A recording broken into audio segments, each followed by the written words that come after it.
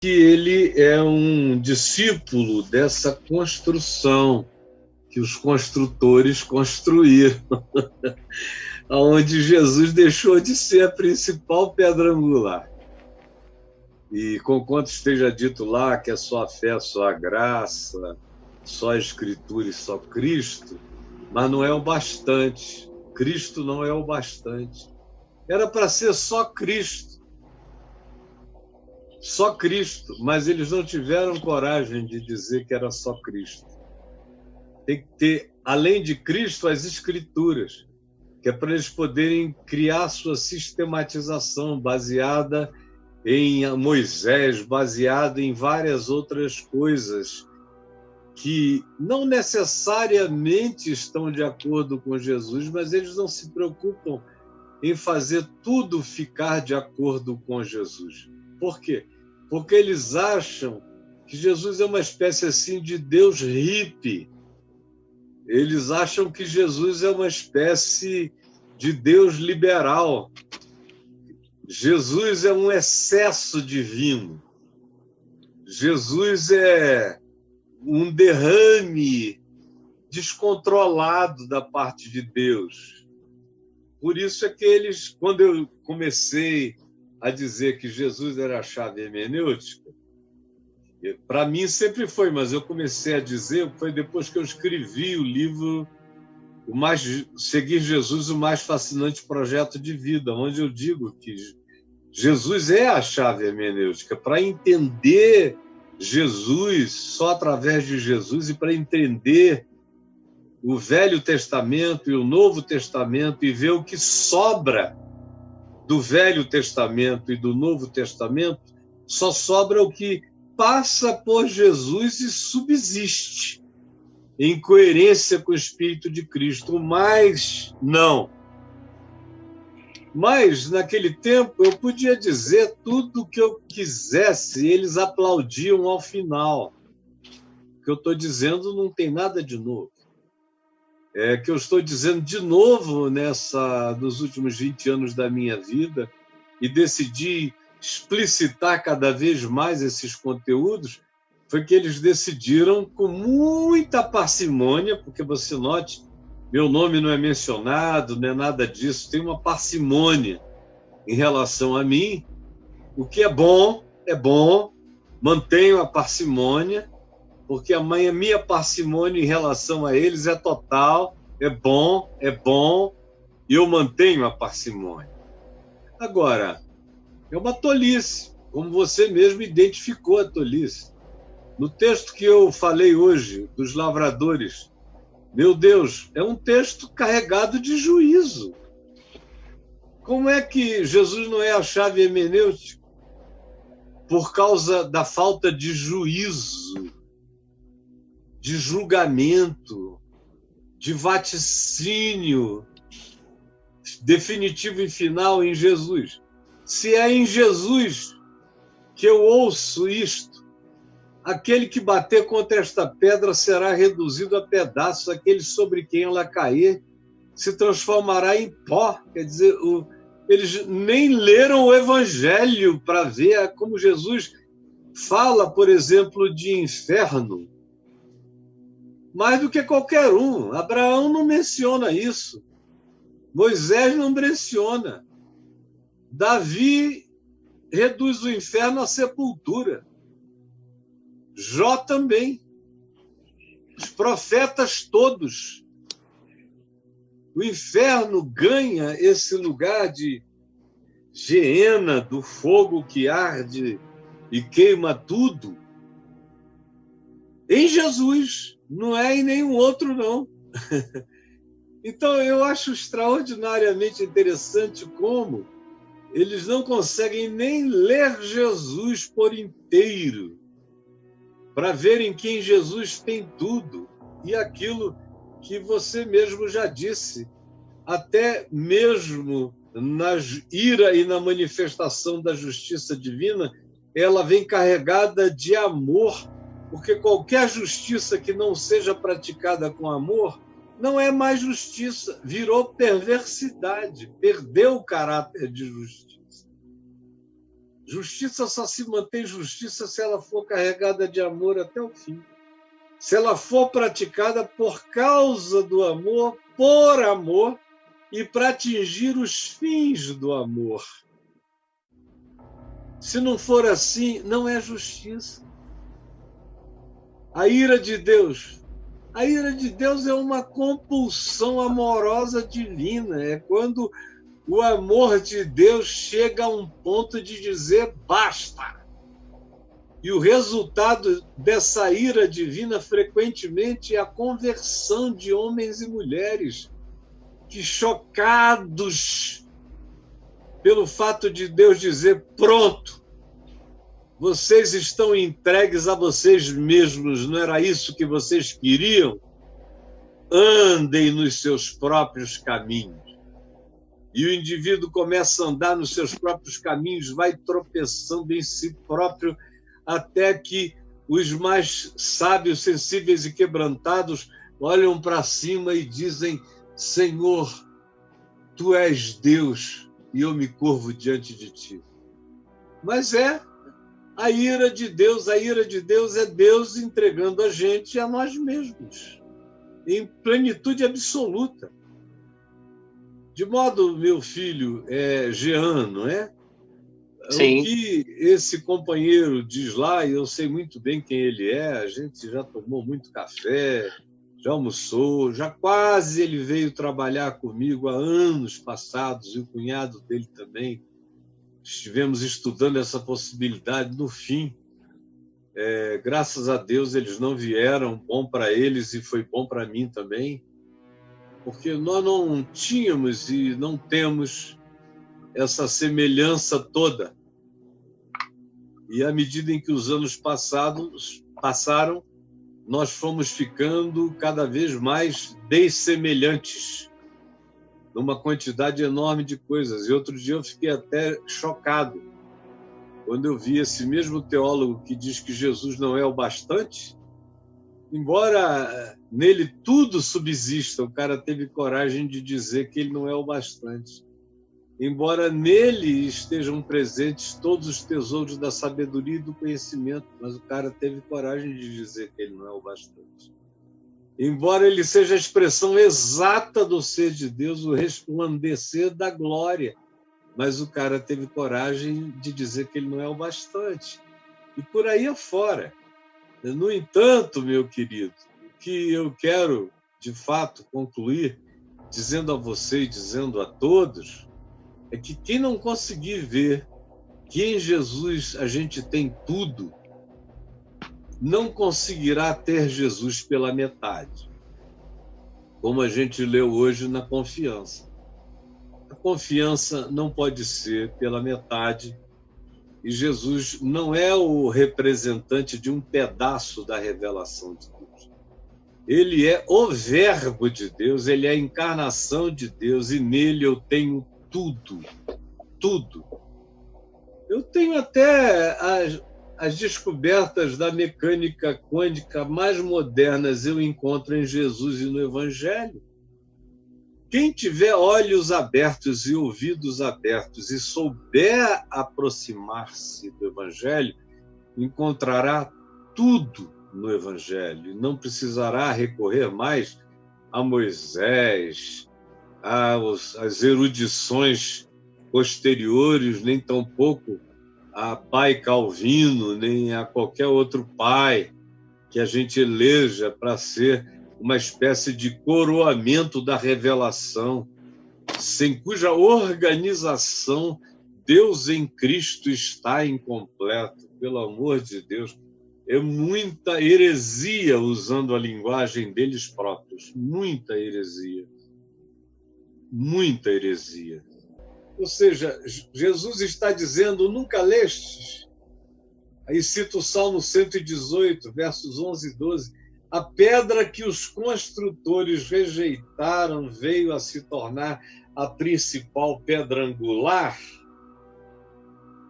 Bom, eles rejeitaram porque eles disseram que não era o bastante. No máximo, ele seria um profeta, na melhor das hipóteses, mas não era o bastante. Estamos na mesma situação, meu amigo.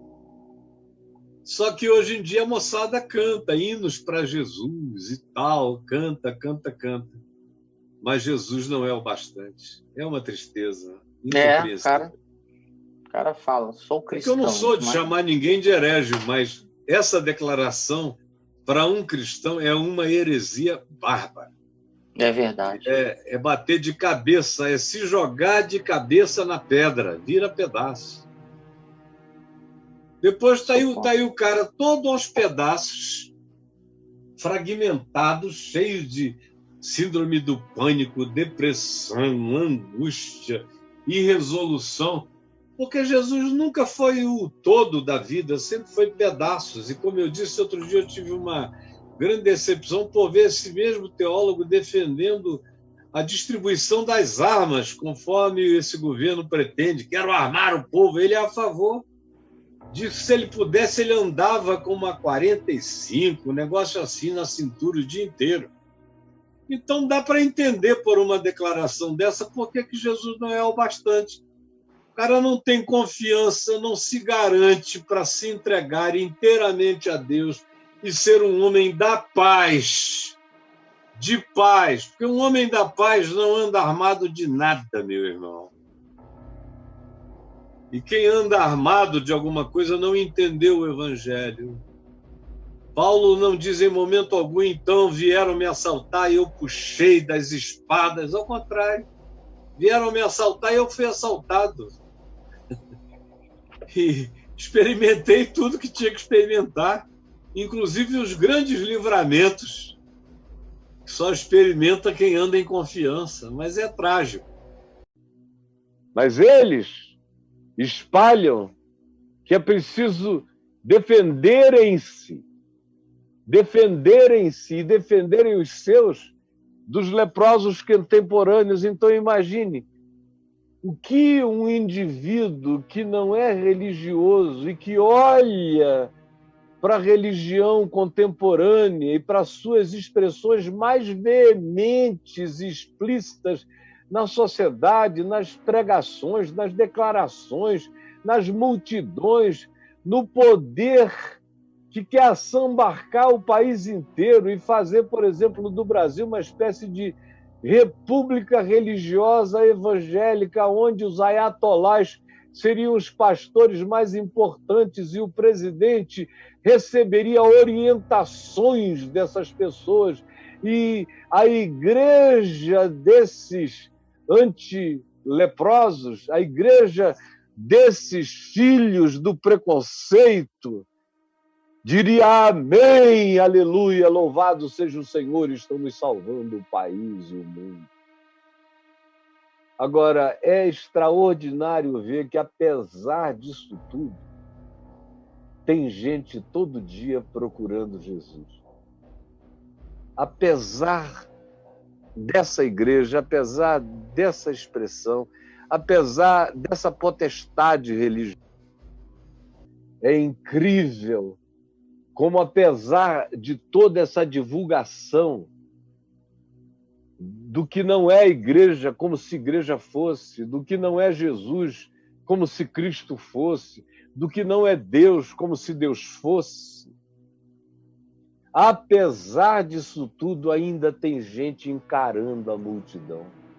Ainda tem gente dizendo, não, eu não creio. Jesus não é assim. O leproso ouviu o sermão de longe. É uma conjectura minha, não está escrito no Evangelho, mas é óbvio que ele se empanou todinho, se vestiu todo, se cobriu todo, se mumificou todo e ficou de longe ouvindo. E ele ouviu Jesus dizer tudo que Jesus disse naquela mensagem. Todo o acolhimento, todo o amor, toda a compaixão, toda a misericórdia que vazava de Jesus, que destilava com graça. Ele ouviu e disse, não, ele não é como a multidão. A multidão é capaz de qualquer mudança, qualquer coisa muda a multidão. A multidão é absolutamente não confiável. A multidão é apavorantemente volúvel e leviana. E se leproso conhecia muito bem alguma coisa, era multidão. Porque era quando um grupo ou uma multidão estava presente que eles mais corriam o risco de serem apedrejados. Como eu já expliquei, as multidões funcionam assim, diluindo a consciência individual, que naqueles dias era mínima ou quase nenhuma. Mas ele ouviu. E o que ele ouviu deu a ele a convicção absoluta de que, contra a multidão e apesar da multidão, ele iria ser acolhido, porque Jesus não tinha nada a ver com a multidão. A multidão estava ali circunstancialmente, mas em circunstâncias diferentes, as mesmas multidões mudavam de opinião, como as multidões lá de Jerusalém, que o seguiam e que o ovacionavam e que promoveram para ele uma entrada triunfal em Jerusalém. Uma quantidade enorme daqueles ali estavam gritando também: Barrabás, Barrabás, dá-nos Barrabás. E Pilatos perguntando: o que farei de Jesus chamado Cristo? E as multidões, dentre elas aquelas mesmas que tinham aclamado Jesus, diziam: crucifica-o, crucifica-o. Não dá para confiar em multidão. Quem confia em multidão é louco. Só o populista desvairado confia em multidões. As multidões que te colocam no ombro são as mesmas que te esmagam e comem as tuas carnes quando não houver mais serventia, quando alguma mudança acontecer e o ímpeto dela se transtornar. Mas o leproso, que entendia de psicologia de multidão e de apedrejamento, tinha ouvido a palavra, e a palavra de Jesus tinha sido mais poderosa nele do que o medo. O medo do preconceito, o medo do agravo, o medo do apedrejamento, o medo da morte. Aí o cara vai, Jesus vai saindo, e o que o Evangelho quer mostrar é isso. Ele acaba de pregar aquelas palavras maravilhosas.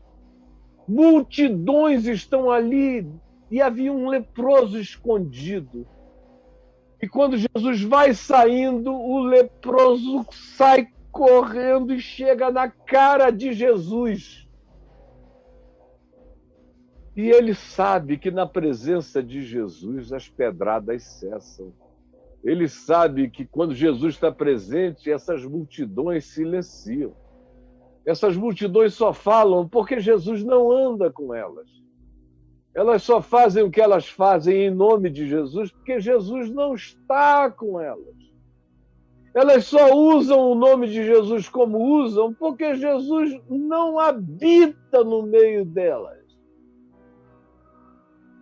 Porque de Jesus eles usam só a sigla, mas não tem evangelho, não tem sermão da montanha, não tem misericórdia, não tem bem-aventurança, não tem acolhimento, não tem não juízo, não tem nada do que Jesus ensinou, não tem.